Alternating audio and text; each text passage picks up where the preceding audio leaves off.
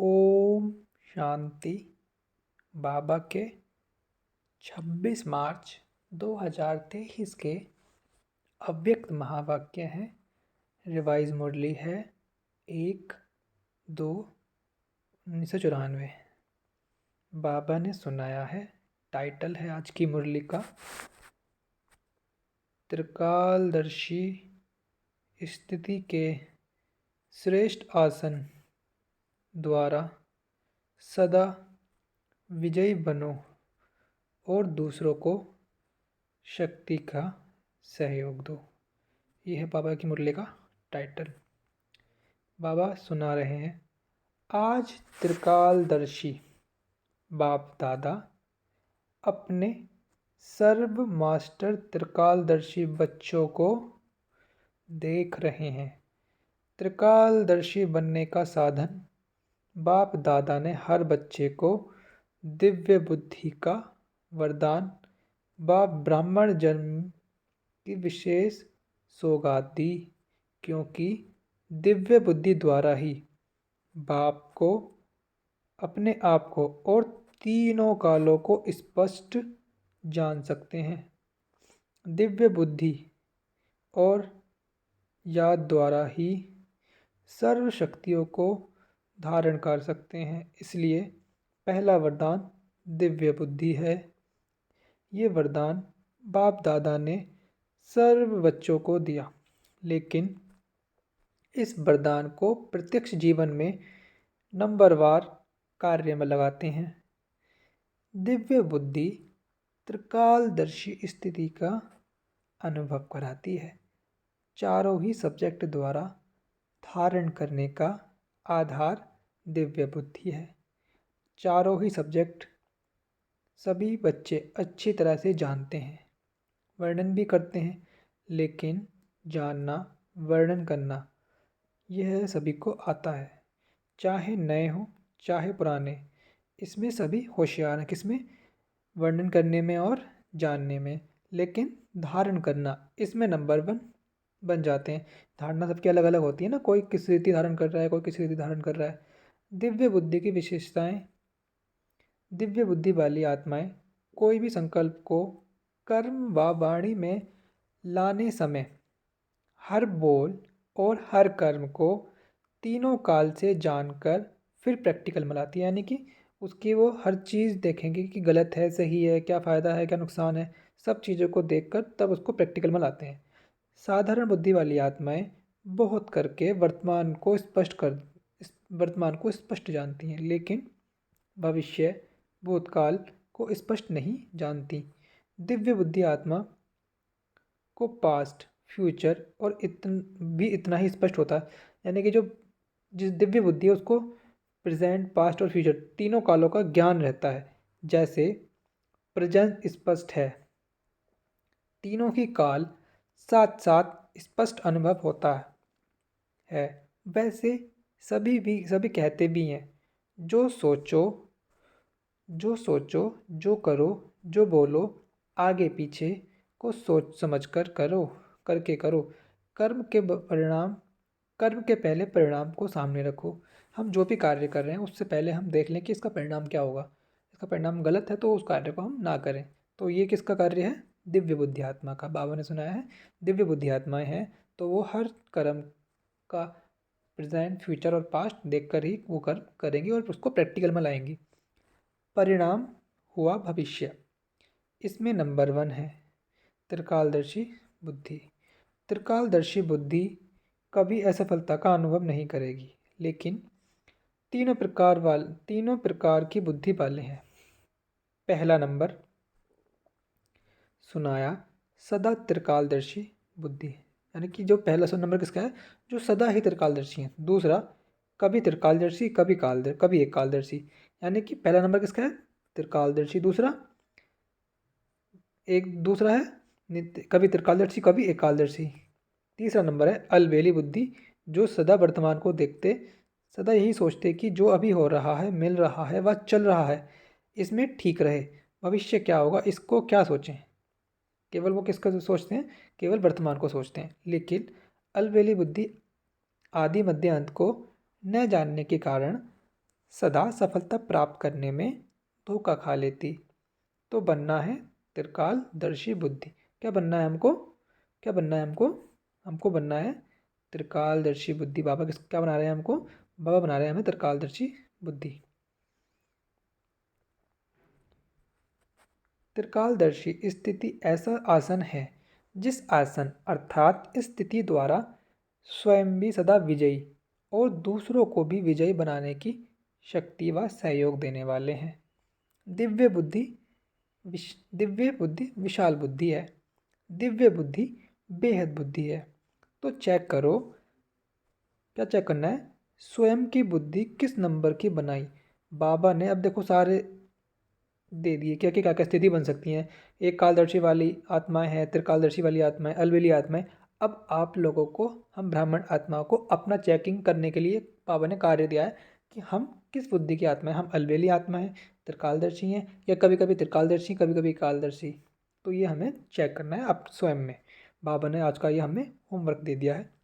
बाप दादा ने बच्चों की रिजल्ट में देखा ज्ञान, गुण, शक्तियों का खजाना जमा सभी बच्चों के पास है, लेकिन जमा होते भी नंबरवार क्यों है? ऐसा कोई भी नहीं दिखाई दिया जिसके पास खजाना जमा नहीं हो। खजाना सबके पास है, लेकिन नंबरवार है। सभी के पास जमा है ना, फिर नंबरवार क्यों? अगर किसी से पूछेंगे, स्वयं का ज्ञान है, बाप का ज्ञान है, चक्र का ज्ञान है, कर्मों के गति का ज्ञान है, सभी के पास सर्व शक्तियाँ हैं कि कोई है, कोई नहीं।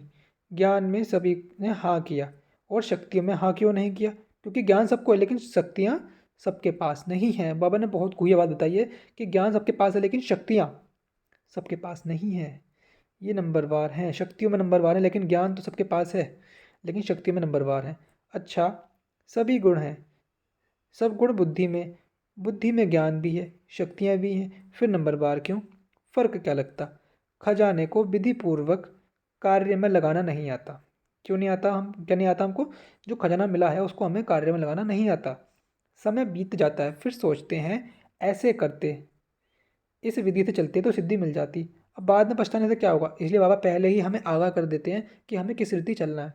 तो समय को जानना, समय प्रमाण, शक्ति व गुण व ज्ञान को कार्य में लगाना, इसके लिए दिव्य बुद्धि की आवश्यकता है। बाबा आज दिव्य बुद्धि पर बहुत प्रकाश डाल रहे हैं। इस पॉइंट को बाबा बहुत हाईलाइट कर रहे हैं, एक त्रिकालदर्शी और एक दिव्य बुद्धि। वैसे ज्ञान की पॉइंट्स बहुत सोचते हैं, सुनाते भी रहते हैं, कॉपियों में भी भरी हुई रहती हैं। अब देखते हैं ना बच्चे क्या करते हैं, पॉइंट्स नोट करते हैं, किताबें भरी लिख लिख कर भर ली हैं ज्ञान, लेकिन उसको प्रैक्टिकल में नहीं करते। सबके पास कितनी डायरियाँ इकट्ठा होंगी बताइए, सोचिए आप लोग, सोचिए सभी भाई बहन कितनी डायरियाँ इकट्ठी हैं हमारे पास। काफ़ी स्टॉक हो गया है ना। तो बाप के लिए गाया हुआ है, मैं जो हूँ जैसा हूँ मुझे जानने वाले कोटों में कोई हैं। हर कोई बाबा को नहीं जान सकता, कोटों में कोई ही बाबा को जान सकते हैं। बाबा को कोटों में कोई ही जान सकते हैं। जानते तो सभी हैं, लेकिन अंडरलाइन जो हूँ जैसा हूँ, इसमें अंतर पड़ जाता। इसी रीति जैसा समय और जो ज्ञान की पॉइंट या गुण या शक्ति आवश्यक है वैसा कार्य में लगाना, इसमें अंतर पड़ जाता है।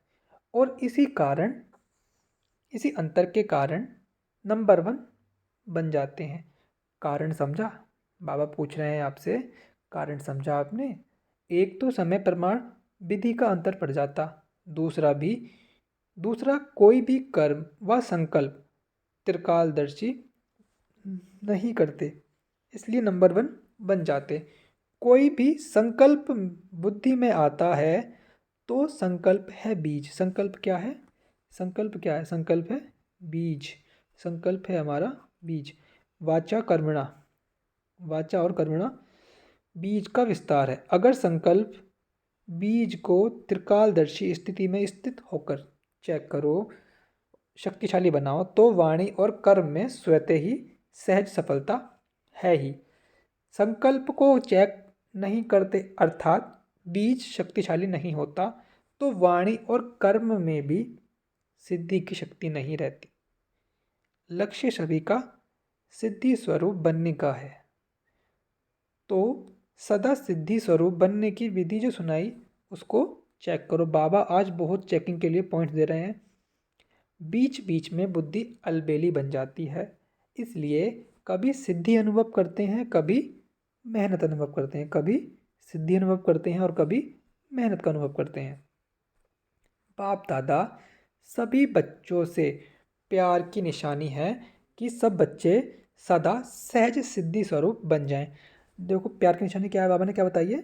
सब बच्चे सहज सिद्धि स्वरूप बन जाएं। तो ये बाबा के प्यार की निशानी बाबा ने बताई है।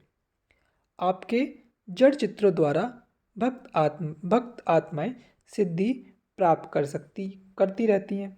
तो चैतन्य में सिद्धि स्वरूप बने हो तब तो जड़ चित्रों द्वारा भी आत्माएं सिद्धि प्राप्त करती हैं। जब अभी हम प्रैक्टिकल में बनते हैं सिद्धि स्वरूप, तभी तो वो आत्माएं जो हमारे पूजा कर रहे हैं हमारे मूर्तियों की, उनको तभी सिद्धि प्राप्त होती है जब हम इस समय संगम युग पर बाबा के बताए अनुसार सिद्धि स्वरूप आत्मा बनते हैं। जो त्रिकालदर्शी स्थिति में स्थित रहते हैं तो त्रिकालदर्शी स्थिति समर्थ स्थिति है। इस समर्थ स्थिति वाले व्यर्थ को ऐसा समाप्त कर देते हैं जो स्वप्न मात्र में भी व्यर्थ समाप्त हो जाता। अगर त्रिकालदर्शी बुद्धि द्वारा कर्म नहीं करते तो व्यर्थ का बोझ बार बार ऊंचे नंबर में अधिकारी बनने नहीं देता। तो दिव्य बुद्धि का वरदान सदा हर समय कार्य में लगाओ। बाप दादा ने पहले भी इशारा दिया है, ज्ञानी योगी आत्मा बने हो। अब ज्ञान और योग के शक्ति को प्रयोग में लाने वाले प्रयोगशाली आत्माएं बनो। क्या बनना है? ज्ञान और योग के शक्ति को प्रयोग में लाने वाले प्रयोगशाली आत्मा बनना है। बाबा ने हमें स्वयं दे दिया आज के लिए। जैसे साइंस की शक्ति का प्रयोग दिखाई देता है ना, लेकिन साइंस की शक्ति के प्रयोग का भी मूल आधार क्या है? आज जो भी साइंस प्रयोग कर साधन दिए हैं, उन साधनों का मुख्य आधार क्या है? साइंस के प्रयोग का आधार क्या है? मेजोरिटी देखेंगे लाइट द्वारा ही प्रयोग है। अगर कंप्यूटर भी चलता है, किसके आधार से चलता है? कंप्यूटर माइट है लेकिन आधार लाइट है। बाबा ने पॉइंट दिया है, कंप्यूटर माइट है और आधार माइट है। कंप्यूटर क्या है? कंप्यूटर तो आपके साइलेंस की शक्ति का आधार क्या है? लाइट है ना। जब वह प्रकृति की लाइट द्वारा एक लाइट अनेक प्रकार के प्रयोग प्रैक्टिकल में करके दिखाती है, तो आपकी परमात्म लाइट, आत्मिक लाइट, साथ साथ प्रैक्टिकल स्थिति लाइट, तो उससे क्या क्या प्रयोग नहीं हो सकता? उसके पास स्थिति भी लाइट है, आपके पास स्थिति भी लाइट है, मूल स्वरूप भी लाइट है। जब भी कोई प्रयोग करना चाहते हैं तो सबसे पहले मूल आधार को चेक करो। जैसे कोई भी साइंस के साधनों को यूज करेंगे तो पहले चेक करेंगे ना कि लाइट है या नहीं। ऐसे जब योग का, शक्तियों का, गुणों का प्रयोग करते हो तो पहले चेक करो कि मूल आधार, आत्मिक शक्ति, परमात्म शक्ति व लाइट हल्की स्थिति है। अगर स्थिति और स्वरूप डबल लाइट है तो प्रयोग की सफलता बहुत सहज कर सकते हो। और सबसे पहले इस प्रयोग को शक्तिशाली बनाने के लिए अपने पर प्रयोग करके देखो।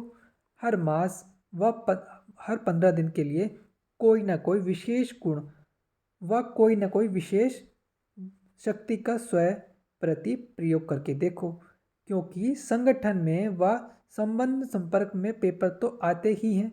तो पहले अपने ऊपर प्रयोग में चेक करो, कोई भी पेपर आया लेकिन जो शक्ति व गुण का प्रयोग करने का लक्ष्य रखा, उसमें कहाँ तक सफलता मिली। बाबा ने इतने पॉइंट्स बताए आपको आज करने के लिए, आप उनमें से कोई भी चुनकर प्रयोग करें। और कितने समय में सफलता मिली।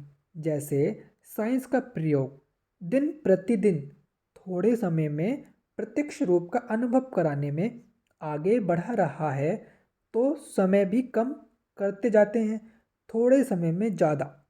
यह साइंस वालों का भी लक्ष्य है कि कम समय में ज़्यादा प्राप्त कर लें हम।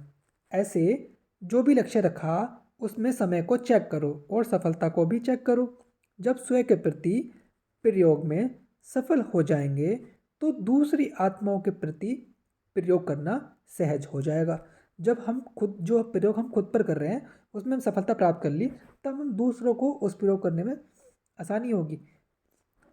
जब स्वयं के प्रति सफलता अनुभव करेंगे तो आपके दिल में औरों के प्रति प्रयोग करने का उमंग उत्साह स्वतः बढ़ जाएगा। अन्य आत्माओं के संबंध संपर्क में स्वयं के प्रयोग द्वारा उन आत्माओं को भी आपके प्रयोग द्वारा स्वतः ही पड़ता रहेगा। जैसे एक दृष्टांत सामने रखो कि मुझे सहन शक्ति का प्रयोग करना है। बाबा यहाँ पर एक एग्जाम्पल दे रहे हैं, एक मिसाल दे रहे हैं। तो जब स्वयं में सहन शक्ति का प्रयोग करेंगे तो जो दूसरी आत्माएं आपकी सहन शक्ति को हिलाने के निमित्त हैं वो भी बच जाएंगी ना, उनका भी तो किनारा हो जाएगा। जैसे छोटे छोटे संगठन में रहते हो, सेंटर्स हैं तो सेंटर्स पर छोटे संगठन है ना, तो पहले स्वयं के प्रति ट्रायल करो, फिर छोटे संगठन में ट्रायल करो। संगठन रूप में कोई गुण व शक्ति के प्रयोग का प्रोग्राम बनाओ। उससे क्या होगा उससे संगठन की शक्ति से उसी गुण व शक्ति का वायुमंडल बन जाएगा। जब हम कोई प्रयोग स्वयं पर करेंगे फिर संगठन में करेंगे तो क्या होगा, उससे जो चारों ओर का वातावरण है वो भी वैसा बन जाएगा। वाइब्रेशन फैलेगा और वायुमंडल व वाइब्रेशन का प्रभाव अनेक आत्माओं के ऊपर पड़ता ही है। तो ऐसे प्रयोगशाली आत्माएं बनो। क्या बनना है हमें? प्रयोगशाली आत्माएं। पहले स्वयं में संतुष्टता का अनुभव करो, फिर औरों में सहज हो जाएगा, क्योंकि विधि आ जाएगी। जैसे साइंस के कोई भी साधन को पहले सैंपल के रूप में प्रयोग करते हैं, फिर विशाल रूप में प्रयोग करते हैं, ऐसे आप पहले स्वयं को सैंपल के रीति से यूज करो। जितना यह प्रयोग करने में रुचि बढ़ेगी, बुद्धि मन इसी में बिजी रहेगा, तो छोटी छोटी बातों में जो समय लगाते हो, शक्तियाँ लगाते हो, उसकी बचत हो जाएगी। अगर हम बाबा ने जो प्रयोग करने के लिए हमें दिया है उसमें प्रयोग में लग जाएंगे तो छोटी छोटी बातें हमारे जीवन में आती हैं तो उनसे हम उसमें शक्ति जो हम लगाते हैं उसकी बचत हो जाएगी। सहज ही अंतर्मुखता की स्थिति अपनी तरफ आकर्षित करेगी, क्योंकि कोई भी चीज का प्रयोग और प्रयोग की सफलता स्वतः ही और तरफ से किनारा करा देती है। ये प्रयोग तो सभी कर सकते हैं ना, कि मुश्किल है? सब कर सकते हैं ना। इस वर्ष प्रयोगशाली आत्माएं बनो। समझा क्या करना है? और हर एक स्वयं के प्रति प्रयोग में लग जाएंगे तो प्रयोगशाली आत्माओं का संगठन कितना पावरफुल बन जाएगा। वह संगठन की किरणें अर्थात वाइब्रेशन बहुत कार्य करके दिखाएंगी। इसमें सिर्फ दृढ़ता चाहिए, मुझे करना ही है। दृढ़ता क्या रखनी है हमें? दृढ़ता रखनी है मुझे करना ही है, मुझे करना ही है। दूसरों के अलबेलेपन का प्रभाव नहीं पड़ना चाहिए। आपकी दृढ़ता प्रभाव औरों पर पड़ना चाहिए, क्योंकि दृढ़ता की शक्ति श्रेष्ठ है, या अलबेलेपन की शक्ति श्रेष्ठ है। कौन सी शक्ति श्रेष्ठ है? दृढ़ता की शक्ति बाप दादा का वरदान है। जहाँ दृढ़ता है वहाँ सफलता है ही, जहाँ दृढ़ता है वहाँ सफलता है ही। तो क्या बनेंगे? प्रयोगशाली, त्रिकालदर्शी, आसनधारी। और तीसरा क्या करेंगे? जैसा समय वैसी स्थिति से सिद्धि स्वरूप। तो वर्ष का ये होमवर्क है। बाबा कितना अच्छा होमवर्क हमें दे रहे हैं आज। ये होमवर्क स्वतः ही बाप के समीप लाएगा। जैसे ब्रह्मा बाप को देखा, कोई भी कर्म करने के पहले आदि मध्य अंत को सोच समझ कर्म किया और कराया। अलबेलापन नहीं कि जैसा हुआ ठीक है, चलो चलाना ही है, नहीं। तो फॉलो ब्रह्मा बाप। फॉलो करना तो सहज है ना, कॉपी करना है ना। कॉपी करने का तो अक्ल है ना। बाबा पूछ रहे हैं कॉपी करने का तो अक्ल है ना। अच्छा, ये ग्रुप चांस लेने वाला ग्रुप है, एक्स्ट्रा लॉटरी मिली है। जो अचानक लॉटरी मिलती है तो उसकी खुशी ज़्यादा ही होती है। तो ये लक्की ग्रुप हुआ ना, चांस लेने वाला लक्की ग्रुप। दूसरे सोचते रहेंगे कब जाएंगे और आप पहुंच गए। अब डबल विदेशियों का टर्न शुरू होने वाला है। भारतवासी भारतवासियों ने अपनी लॉटरी ले ली। चारों ओर के डबल विदेशी बच्चों ने जो रिट्रीट का प्रोग्राम बनाया है उसमें अच्छी मेहनत की। विशेष निमित्त आत्माओं को समीप लाने की अच्छी विधि है और जितना हिम्मत रख आगे बढ़ते रहे हैं उतनी सफलता हर वर्ष श्रेष्ठ से श्रेष्ठ मिलती रही है। ऐसे अनुभव होता है ना। कोई समय था जो निमित्त विशेष आत्माओं से संपर्क करना भी मुश्किल लगता था, और अभी क्या लगता है, जितना सोचते हो उससे कहीं और ज़्यादा आते हैं ना। तो ये हिम्मत का प्रत्यक्ष फल है। भारत में भी संपर्क बढ़ता जाता है। पहले आप निमंत्रण देने की मेहनत करते थे, अब स्वयं आने की ऑफर करते हैं। फर्क पड़ गया है ना। बाबा पहली बातें बता रहे हैं कि पहले कितना हम करते थे यहाँ आइए, अब लोग हमको खुद बुलाते हैं। वो कहते हैं हम चले, आप भी कहते हो, नंबर नहीं है। ये है हिम्मत बच्चे मद दे बाप का प्रत्यक्ष रूप। अच्छा, चारों ओर के मास्टर त्रिकालदर्शी आत्माओं को सदा समय के महत्व को जानने और समय प्रमाण खजाने को कार्य में लगाने वाले दिव्य बुद्धि आत्माओं को सदा अंतर्मुखता की प्रयोगशाला में प्रयोग करने वाले प्रयोगशाली आत्माओं को सदा हिम्मत द्वारा बाप के मदद का प्रत्यक्ष अनुभव करने वाली आत्माओं को बाप दादा का याद प्यार और नमस्ते। हम रूहानी बच्चों की बाबा को नमस्ते। वरदान है आज का, बाबा ने सुनाया है वरदान। शुद्ध मन और दिव्य बुद्धि के विमान द्वारा सेकंड में स्वीट होम की यात्रा करने वाले मास्टर सर्वशक्तिवान भव। साइंस वाले फास्ट गति के यंत्र निकालने का प्रयत्न करते हैं। उसके लिए कितना खर्च करते हैं, कितना समय और एनर्जी लगाते हैं, लेकिन आपके पास इतनी तीव्र गति का यंत्र है जो बिना खर्च के सोचा और पहुंचा। आपको शुभ संकल्प का यंत्र मिला है, दिव्य बुद्धि मिली है। इस शुद्ध मन और दिव्य बुद्धि के विमान द्वारा जब चाहें तब चले जाओ और जब चाहे लौट आओ। मास्टर सर्वशक्तिवान को कोई रोक नहीं सकता। स्लोगन आज का बाबा ने सुनाया है। दिल सदा सच्ची हो तो दिलाराम बाप की आशीर्वाद मिलती रहेगी। दिल सदा सच्ची हो तो दिलाराम बाप की आशीर्वाद मिलती रहेगी। तो बाबा ने आज बहुत अच्छी मुरली सुनाई है। जो जो पॉइंट्स आपको याद हैं वो आप कमेंट में लिखें। आज की मुरली बाबा की समाप्त हुई। ओम शांति।